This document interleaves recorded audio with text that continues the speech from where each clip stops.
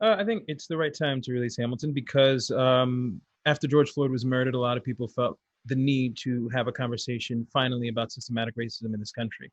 And I think in order for that to happen, it requires people to be relentless with their voice, to constantly speak out every chance they get, and to demand to see an America that they believe is just and true.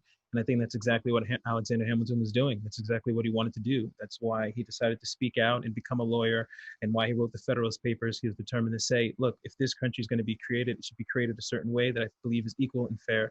And the people now are just saying, well, the country was created, but we think it should change in a way that's equal and fair.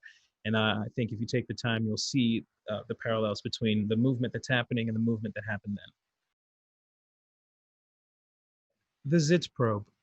For all who don't know, a Zitz probe in theater is when the cast sits down and for the first time sings with the entire orchestra. So normally when we rehearse, we have a piano, and then before we go to stage, the cast for the first time, the orchestra, everyone meets and everyone just sits down and sings. There's no blocking and anything.